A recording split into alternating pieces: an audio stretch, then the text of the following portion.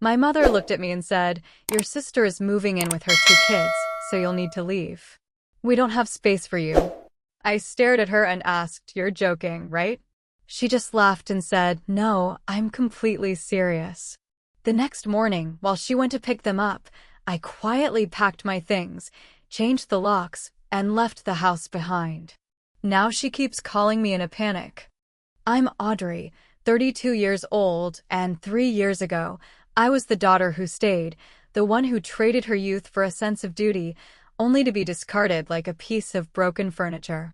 For 3 years, I held my mother's hand through the crushing grief of my father's death, while my own life gathered dust in the corner of my childhood bedroom. I was the one who paid the mortgage, scrubbed the floors, and managed the medicine schedules, yet yesterday, my mother looked me in the eye and called me a parasite. She told me I had 1 week to pack my things and vanish, because my sister Jessica, who hadn't shown her face in years, was moving back in with her two children. I actually laughed at first, certain it was some cruel, misplaced joke, but the coldness in her gaze told me the punchline was my own betrayal. Before I walk you through the wreckage of that conversation and the gut-wrenching realization that followed, I want to hear from you. Where are you joining me from today? If you have ever felt undervalued by the people you love most, hit that subscribe button, because you will want to see exactly how I turn this abandonment into the most powerful turning point of my existence. My life before that evening was a repetitive cycle of self-sacrifice. I am Audrey, 32 years old, and for a long time, I took pride in being the responsible one. When my father died of a sudden, shattering heart attack 3 years ago, the foundation of our world crumbled. My mother, Barbara, didn't just lose a husband, she lost her will to function. She spiraled into a deep, dark depression that manifested in physical decline. Her arthritis flared constantly, her blood pressure became a ticking time bomb, and the bills began to pile up on the kitchen counter like falling leaves. At the time, I was carved out a modest life for myself in a small apartment 30 minutes away. I worked as an administrative assistant at Thompson Marketing, a job that wasn't exactly high-octane glamour, but it was steady, paid the rent, and offered a ladder I was eager to climb. But seeing my mother drowning in debt and illness made my personal ambitions feel selfish. The choice seemed binary. I could watch her lose everything, or I could step in. I broke my lease, packed my belongings into boxes, and moved back into the room I had grown up in. I told myself it was a bridge, a temporary fix for 6 months, maybe a year at the absolute most. That was 3 years ago. The bridge became my permanent residence. My life narrowed down to a rigid routine designed to keep Barbara afloat. I was up at 6 a.m. every morning to fix breakfast and ensure she took her cocktail of medications. I worked my full-time job, often staying late to secure my position, and then spent my evenings grocery shopping and handling the manual labor my father used to do, mowing the lawn, fixing leaky faucets, and managing the endless upkeep of an aging house. To keep the lights on, I even took on a side hustle doing bookkeeping for local businesses. I wasn't just helping, I was the engine. I covered 70% of the household expenses, including the mortgage, the utilities, the food, and the medical bills that her insurance wouldn't touch. Despite the financial and emotional drain, I truly believed we were building something. We grew closer in those years, or so I thought. We spent our nights sharing a sofa, watching old crime procedurals, and playing amateur detective over bowls of popcorn. She would tell me stories about her life with Dad before the world got heavy, vibrant tales of their youth. I held those moments close to my heart, convinced that my sacrifice was the price of her healing. Then there was Jessica. My sister is 2 years younger and has always been the polar opposite of me, the wild child, the impulsive firebrand who moved across the country to California the moment she could. While I stayed local to support the family, Jessica chased whims. She had a string of failed relationships and jobs until she finally married a man and had 2 kids, Emma and Tyler. We hadn't seen her since Dad's funeral, and even then, she had barely stayed long enough to see the casket lowered before flying back to her own life. Your sister just needs to find herself, Mom would say whenever I dared to mention Jessica's total absence during holidays or health crises. She's sensitive, Audrey. She's not built like you. I had my own quiet dreams tucked away. I was slowly, painfully saving money to start my own bookkeeping firm. I loved the clarity of numbers and the way they could bring order to a chaotic world. But that goal felt like a flickering candle in a windstorm, growing more distant with every unexpected repair bill I had to pay for the house. My best friend, Rachel, was the only one who saw the reality of my situation. During our monthly lunches at a small Italian spot downtown, she would look at me with pity. "You're putting your life on hold for someone who wouldn't move a finger for you," she'd warn. I always gave the same tired defense: "She's my mother. What else can I do?" 6 months ago, the atmosphere began to shift. Mom met a man named Gerald through her church group. He was a retired accountant with a booming, performative laugh and thinning hair. At first, I was happy for her. She started coloring her hair again, buying new clothes, and smiling more. I thought this was the sign that she was finally healing and that maybe, just maybe, I could finally look for my own apartment again. But as Gerald became a fixture in the house, the warmth toward me began to evaporate. Mom became hypercritical. She'd complain about a sticky floor I'd mopped the night before or fuss over laundry I'd just folded. My cooking, which she used to love, was suddenly too bland or too spicy. Gerald would sit at our table, eating the food I paid for, and drop pointed comments. "Still living at home at your age?" he'd ask with a smirk. Everything came to a head on a deceptively normal Tuesday. I came home to the smell of lasagna, my favorite. Mom had even set the table with the fine china. I thought it was a thank you, a gesture of appreciation for the 3 years I'd given her. But as we sat down, she barely touched her food. She looked at me with a clinical, detached intensity. "Audrey," she started, her voice unnervingly calm. "Jessica is going through a divorce. She's struggling, and she needs a support system. She's moving back here next week with the kids." I was stunned, but my first instinct was still to help. I started suggesting how we could rearrange the guest room and the office to make space. But Mom cut me off, her expression hardening into a mask I didn't recognize. "You don't understand," she said. "Jessica will need your room. The kids need space. You need to find another place to live. You have 1 week." The air left my lungs. I reminded her of everything: the bills I paid, the mortgage I covered, the years of care. She didn't blink. She told me I was exaggerating my contribution. When I pointed out that Jessica had done nothing for years, Mom's eyes flashed with a cold fire. "You're being a parasite, Audrey," she hissed. "Clinging to your childhood home because you're too afraid to build a life of your own. It's not healthy." A parasite. The word felt like a physical slap. As I sat there, trembling with the weight of her cruelty, the front door opened. Gerald walked in, wearing his robe and carrying himself like he already owned the place. He looked at my tear-streaked face and then at my mother, a knowing, triumphant look passing between them. "Is everything okay in here?" he asked, though he already knew the answer. I realized then that I wasn't just being asked to leave, I was being erased from the very home I had saved. Gerald stood there with his hand resting possessively on my mother's shoulder, a gesture of ownership that made my skin crawl. He nodded with a look of artificial concern, acting as if he hadn't been whispering in her ear for months to push me out. "It'll be good for Barbara to finally have her grandchildren here," he said, his voice dripping with a smug, hollow warmth. "Family is what matters most, Audrey."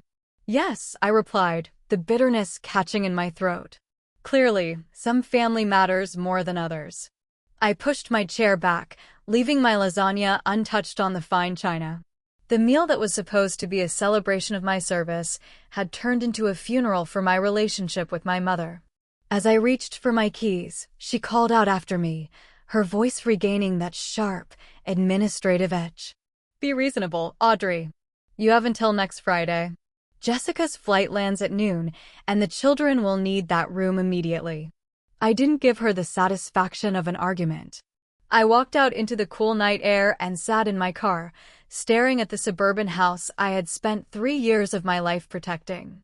I finally let the tears come, not just because I was being evicted, but because of the soul-crushing realization that I had been nothing more than a convenient placeholder. I was the reliable daughter used to bridge the gap between my father's death and my sister's convenience.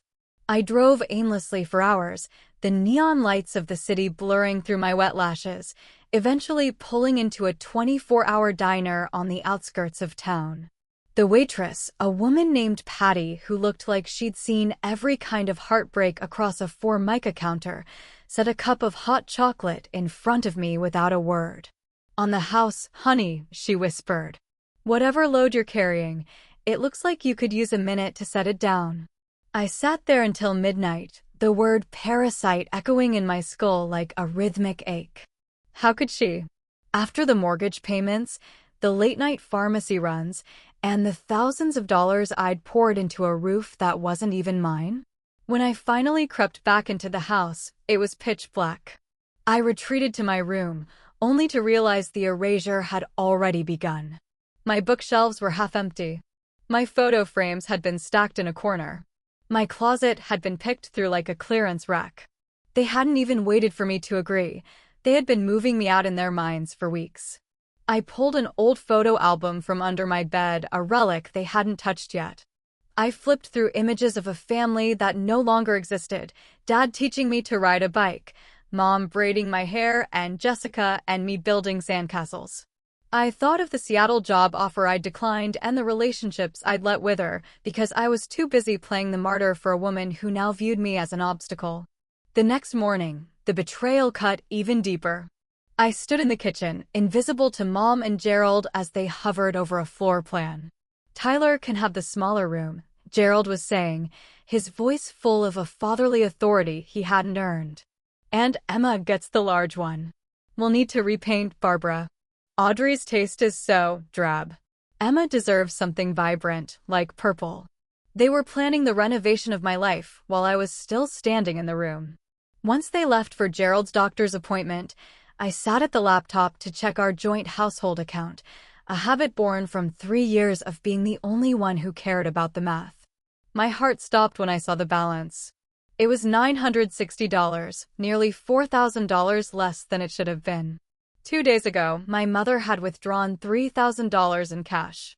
That was my money, earned through grueling overtime and freelance bookkeeping, meant for property taxes and winter heating. Then, the final nail in the coffin arrived via an accidental email. Mom had meant to message her friend Linda, but had clicked my name in her contacts instead. The subject line read, "Bedroom furniture." Linda found the perfect bunk beds, the email gushed. "Gerald thinks we should wait until Audrey is out to deliver them, but Jessica says we can store them in the garage for now." I am so excited to finally have my real family home again. My real family. The words were a serrated blade. I scrolled through the thread and found weeks of correspondence detailing how to handle the Audrey situation. Mom had described me as entitled for acting like the house was mine just because I paid some bills. She claimed I refused to launch my own life. Then the phone rang. It was Jessica's voice on the machine, sharp and demanding. "Mom, make sure Audrey is out. I don't want drama when the kids arrive."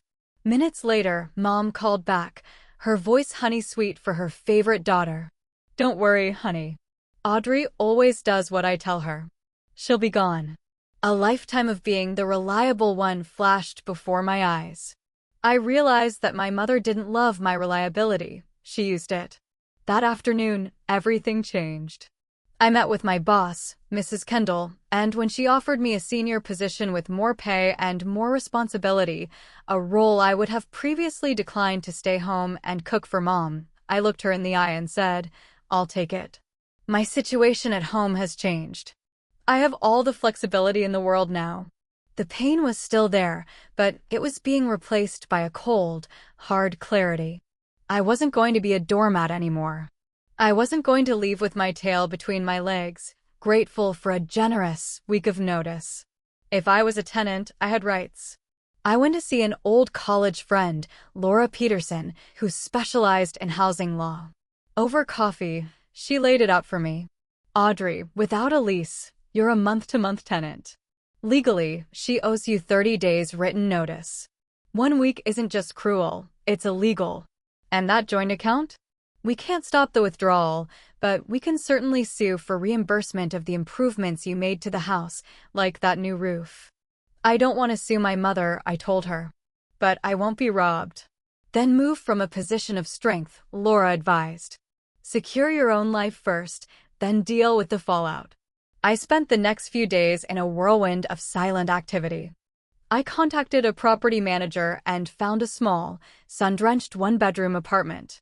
It was $850 a month tight, but mine. I opened a private bank account and moved the remainder of my personal savings. I began smuggling my life out of the house in suitcases and trash bags, storing them in my car and at my friend Rachel's garage. I even coordinated with a coworker to help move my larger furniture on Saturday. Through it all, I played the part of the obedient daughter. I smiled at Mom. I nodded at Gerald's boring stories. I let them believe I was broken and defeated. Found a place yet? Gerald asked on Wednesday night, reaching for the salad I had bought and prepared. I'm working on it, I said, my voice steady. The market is tough. You could always stay on a friend's couch, Mom suggested, her eyes scanning the room as if already picturing where the purple paint would go. I'll figure it out, I replied. By Friday morning, the house was mostly an empty shell of my presence, though I had left enough behind to keep the illusion alive. Mom stood by the door, dressed for the airport, her face glowing with a frantic, happy energy I hadn't seen in years. I'm picking up Jessica and the kids at noon, she announced. Gerald is meeting us there. We'll be back by 2. I expect you'll spend the day packing, Audrey. I want the room clear for the beds. I took a slow sip of my coffee, really looking at her, for the last time as her caretaker. Have a safe trip, Mom, I said softly. I know exactly what needs to be done. As the sound of her car faded down the driveway, I didn't reach for a packing box. I reached for my phone and dialed the locksmith. It was time for the parasite to show them what happens when the host is left to survive on its own. I told my mother I would have the room ready for the children, and she seemed satisfied, never realizing that ready didn't mean what she thought it did. As her car backed out of the driveway to head to the airport, a strange, chilling calm settled over me. For 3 years, I had bled my bank account dry and traded my independence for her comfort, all in the name of a family love that turned out to be conditional. To her, I was a parasite. To me, this was the moment the host stopped providing. I watched her disappear around the corner, pulled out my phone, and made the call. Sullivan Residence, I said to the locksmith. 9:30 is perfect. Thank you. While I waited, I did a final sweep of the house. I wasn't looking for mementos, I was gathering evidence. I secured my birth certificate, my passport, and the deed to my car. Most importantly, I grabbed the folder containing every receipt from the last 3 years, the roof repair contract I paid for, the water heater invoice, the kitchen appliances, and 3 years of bank statements proving I was the one keeping the lights on. At exactly 9:35, the white van pulled in. Tony from Secure Lock and Key didn't ask questions. I told him I wanted every exterior door changed with the most secure locks available. As he worked, my neighbor Mrs. Fletcher wandered over. She'd seen me moving boxes all week and knew exactly what was happening. Your father would be proud of you and ashamed of this situation, she said, patting my arm. Some lessons need to be learned the hard way. Her validation was the final boost I needed. By 11 a.m., I had the new keys in my hand. By noon, with the help of my friends Rachel and Michael, the last of my furniture, the desk from college, the bookshelf my dad built, was loaded into a truck. I left my room looking just messy enough to suggest I was still packing, but the reality was that Audrey, the caretaker, had officially left the building. I spent the next hour in my new apartment. It was small, but every square inch belonged to me. No one was there to criticize my taste or tell me I was drab. Then, the phone started blowing up. First, a voicemail from Mom at 12:45. We've landed. Make sure the guest room is ready. I didn't answer. At 2:15, the tone shifted. We're home. The key isn't working. Then came the fury. Did you change the locks? Call me immediately. We are standing outside with tired children and luggage. I'm calling the police. That was my cue. I drove back, parking across the street to witness the chaos. Jessica was pacing like a caged animal, and Gerald was trying to peer through the windows of the house I had maintained for 3 years. I walked across the street, folder in hand. Having trouble? I asked. Mom whirled around, her face flushed with rage. Audrey, what have you done? Open this door. I've secured my residence, I replied calmly. As is my right as a legal tenant. You didn't provide the 30-day written notice required by law, Mom. Until you do, I have a legal right to control access to my home. Jessica stepped forward, her voice dripping with that old, familiar entitlement. Mom said you were moving. Can't you think of someone besides yourself for once? I'm going through a divorce. I've thought of everyone else for 3 years, Jessica, I said, my voice like ice. I paid the mortgage you ignored. I fixed the roof you didn't care about. I've invested $40,000 into this property since Dad died. This folder contains every receipt and the contact information for my attorney. I am happy to move, but only on proper terms. 30 days notice, repayment of the $3,000 you stole from our joint account, and fair compensation for the home improvements I funded. Gerald tried to bluster about extortion, but I shut him down. This is business, Gerald. You treated me like a business arrangement, so I'm responding in kind. I eventually unlocked the door, handing Mom a single set of keys and a formal legal response to her verbal eviction. I didn't stay to hear Jessica complain about the house or the kids cry about where they would sleep. I walked away. 6 months have passed since that day. My promotion went through, and my apartment is a sanctuary. The confrontation forced Mom to the bargaining table. With the law on my side, I secured a payment plan for my investments and the return of my stolen savings. Jessica, predictably, has been a nightmare for my mother, refusing to pay rent and leaving the kids for Mom to raise. Mrs. Fletcher tells me Mom looks 10 years older now, finally feeling the weight of the real family she wanted so badly. I feel a twinge of sympathy, but I don't go back. I've started my own bookkeeping business, and I'm finally dating again. Therapy helped me realize that I was never a parasite. I was a provider who finally learned to provide for herself. I lost the family I thought I had, but I found my own worth. If you are sacrificing yourself for people who don't appreciate you, remember my story. Standing up for yourself isn't selfish, it's survival. Your worth isn't determined by how people treat you, it's determined by the boundaries you set. Thanks for watching.